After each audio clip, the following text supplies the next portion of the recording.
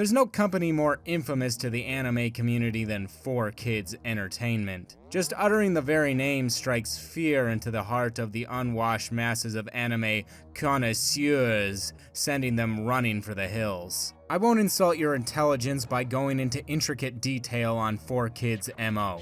You know what they did, and if you don't, just type in 4Kids rant on YouTube and you'll get a cavalcade of people yelling at their webcams about it. I'm not going to explain the entire history of 4Kids either. Now, believe it or not, the journey of this company is actually very interesting, but that's not my main aim here. Now, I understand why people have such a low opinion of 4Kids, and hopefully after watching Big Al rants, you do too. And from a surface level perspective, it's easy to see why. Most of the changes that 4Kids made seem downright abominable. And yeah, I do have to agree for the most part. Again, at least from a surface level perspective. All the censorship and localization, quote unquote, of these shows is a bad thing.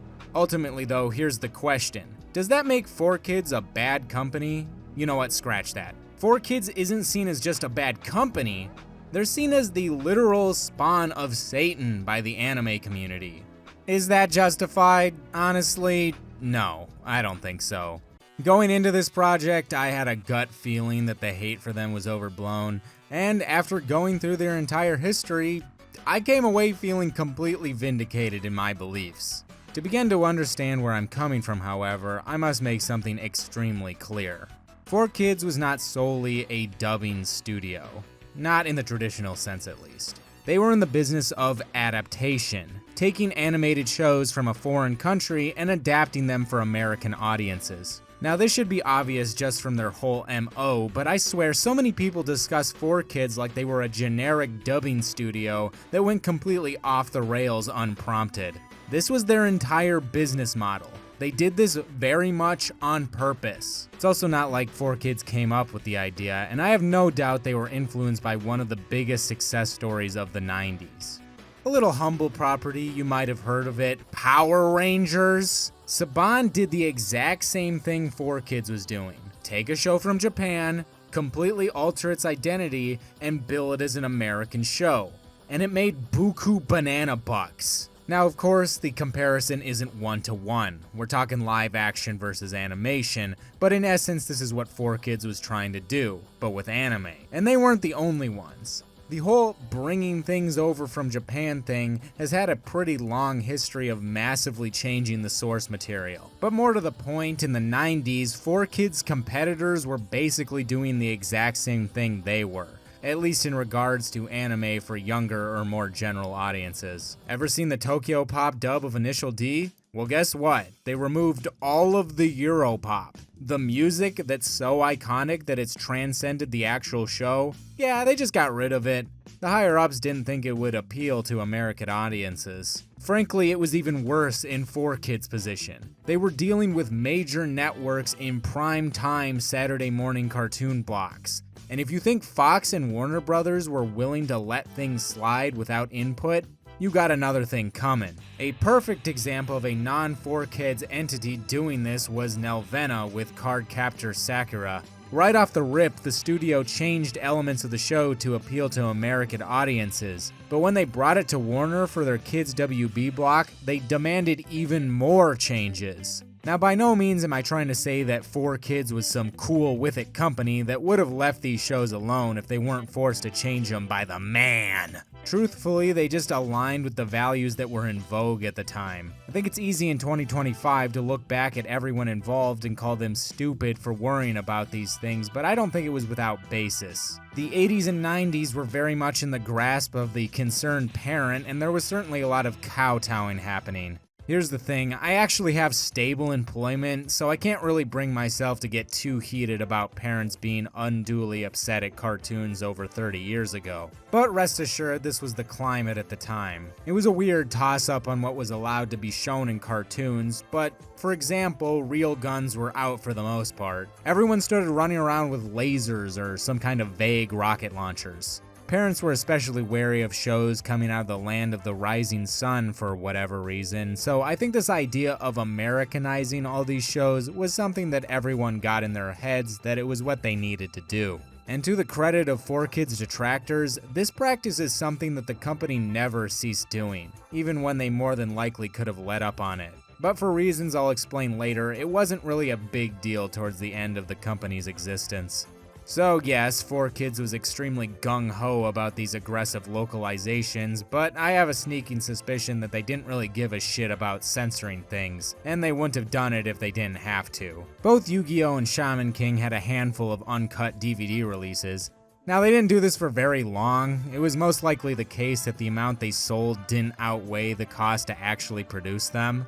But that being said, a lot of people make it out like 4Kids had appointed themselves as some sort of moral crusaders and censored anything that offended their standards.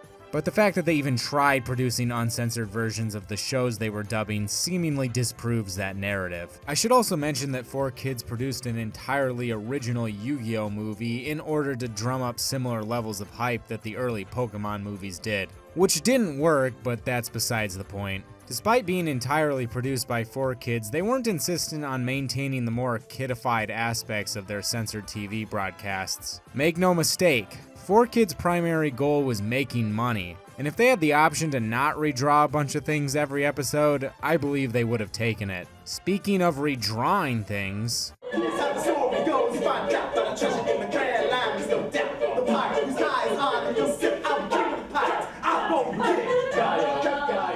the old 4Kids dub of One Piece. I'm gonna take the little princess back to the castle and give her sugar and spice and everything nice. Now, there's a lot of hearsay and rumors surrounding their acquisition of this property, most of which are basically fabricated out of whole cloth. The worst offender being that 4Kids got it in a vague package deal, which makes no sense because no other show they were dubbing at the time came from Toei. Not to mention, this little tidbit came from an employee of 4Kids who was hired after the fact, and he was basically just speculating as to what may have happened. Keep in mind, he was being interviewed. It wouldn't have been a very good look to say, 4Kids, my employers, didn't know what they were doing and they fucked up. Gee, what dumbasses. I guess we'll never know the specific truth. None of us were there. For all we know, a witch could have flown in on her broomstick and forced them to dub One Piece, lest she put a curse on all of the employees and their entire lineages. But I have a sneaking suspicion that what happened was 4Kids snapped up an extremely popular property that at a glance looked like it was skewed towards younger audiences, only realizing the breadth of their mistake after it was too late. They tried their best to stay the course, but I can only imagine the amount of extra money they were pouring into One Piece as they were having to heavily edit damn near every episode of this show. Clearly what I can only imagine was 4Kids' reality as they weaseled out of the dubbing contract 3 years early.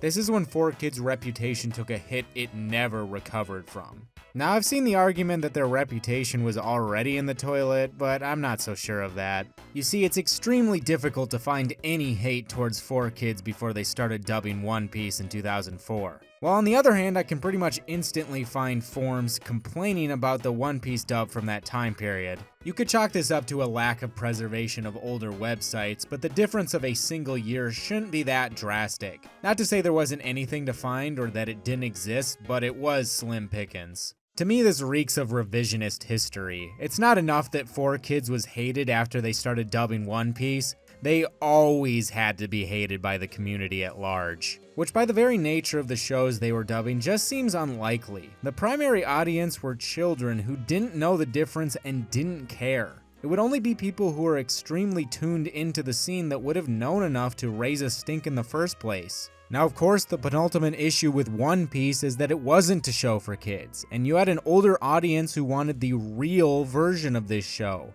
not this watered down crap. Luckily for them, they eventually got their wish, and in the grand scheme of things, they were delayed from having a real dub for a very little amount of time. Now, as an aside, people question why 4Kids was still censoring things as heavily as they did, as during this period, Cartoon Network aired episodes of Naruto which had significantly less censored content during their Toonami block just fine. I think Cartoon Network was more lax with their rules on showing violence in general, but Toonami also aired later in the day. 4Kids was airing their shows Saturday morning on Fox. Obviously, it was going to be way more strict. Regardless, 4Kids' reputation among the general anime audience was that of complete revulsion. Unfortunately for people screaming at webcams in their bedrooms, complaining about things on the internet rarely affects a company's bottom line. Do you know what does? Why don't we start with losing your mainstay cash cow? Let's follow that up with investing heavily into a multimedia franchise only to have your legs swept out from under you due to a little event called the Great Recession. And for the grand finale, how about a completely without merit lawsuit based on the broadcasting rights of Yu-Gi-Oh! Being completely in the right doesn't matter when lawsuits cost $1 gazillion. There you go, the final trifecta and the reason that 4Kids went bankrupt.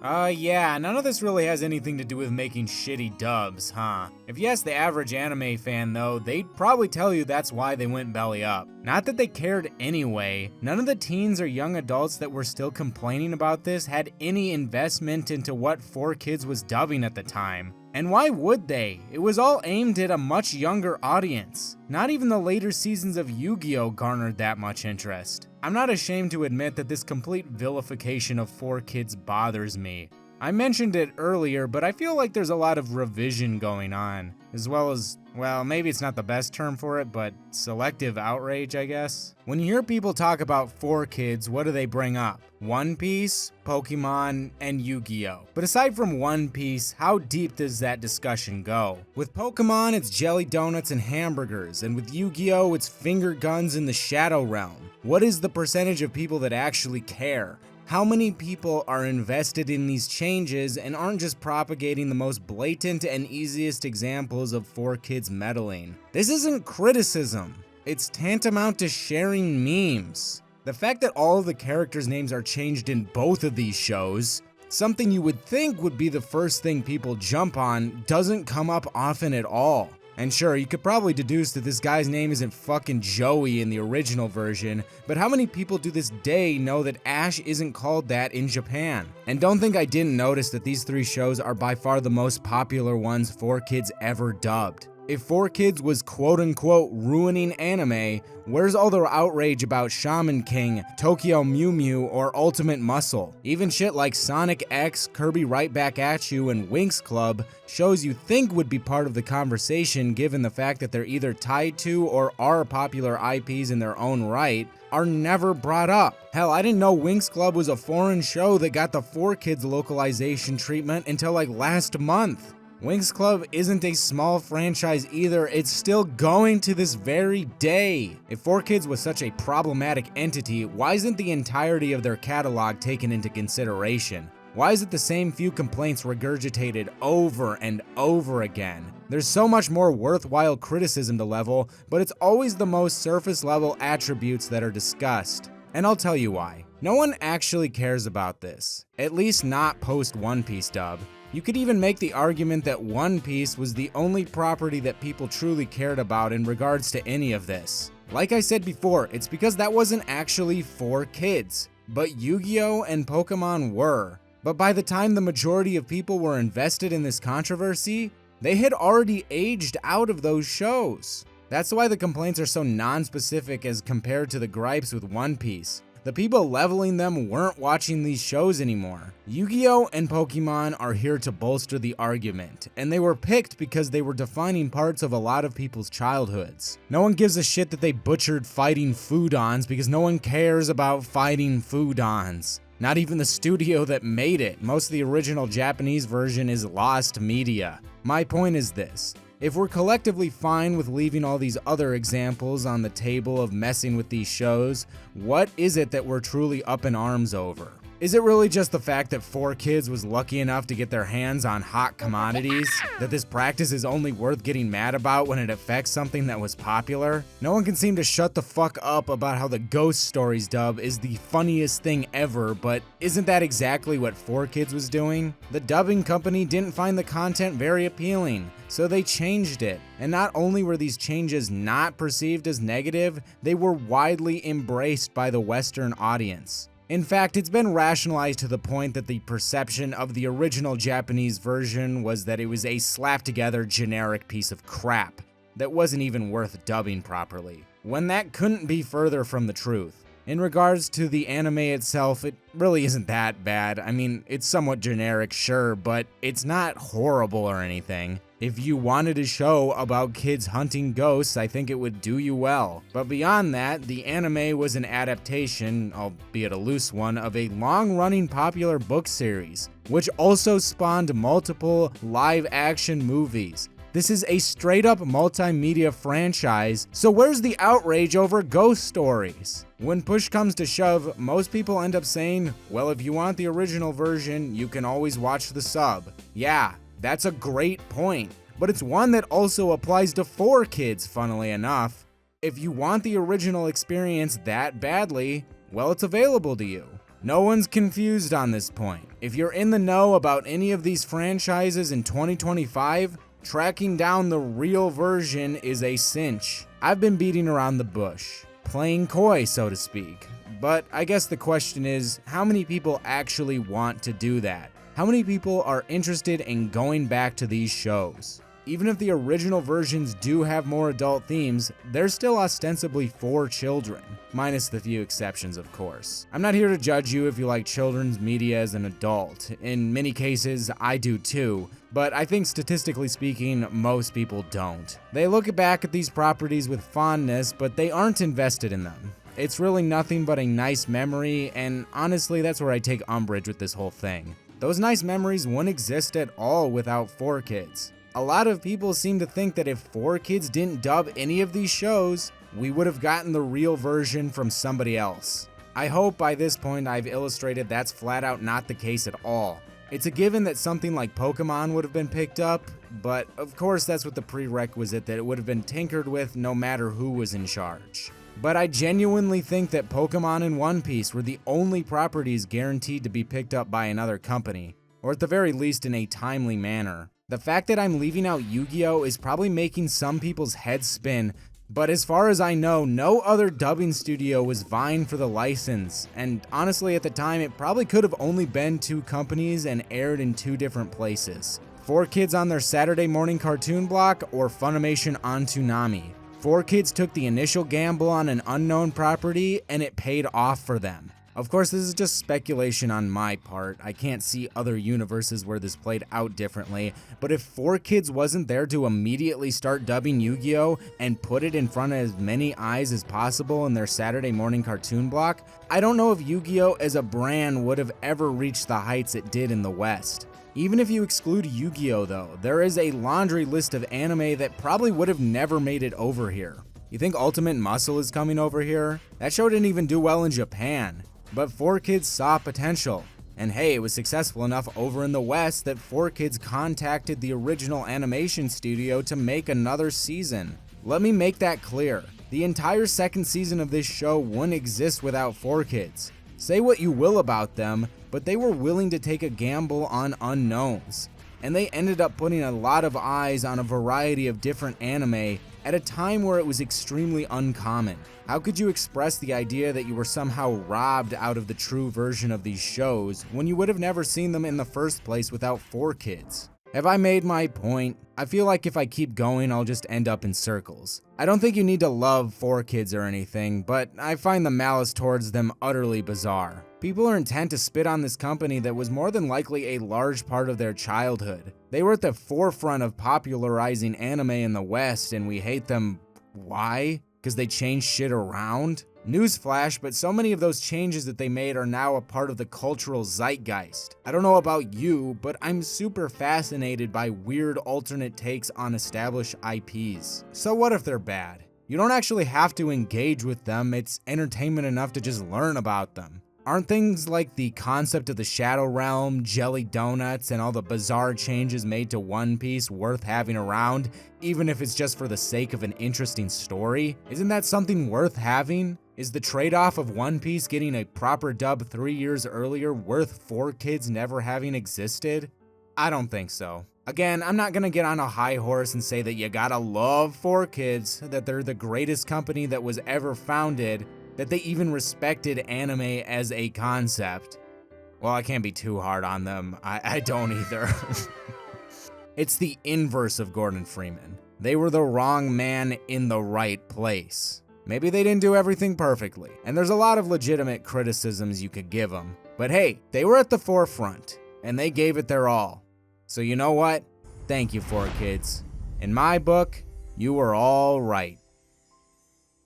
Yo! Don't give it up, Lupe. Don't give it up, Solo. Don't give it up, Nami. Don't give it up, give it up, give it up, give it up, give it up. Here's how the story goes. We find out about a treasure in the Grand Line. There's no doubt. The pirate whose eye is on it, he'll sing. I'll be king of the pirates. I'm gonna be king. His name is Luffy. That's Monkey D. Luffy. King of the pirates. He's made of rubber. How did that happen? Yo ho ho, he took a bite of gum gum. His name's Zolo, he's just like a samurai and a Lady. Nami's not shy. Usopp's doing that marksman thing. Sanji's cooking, Chopper's doctoring. Set sail for One Piece. It's the name of the treasure.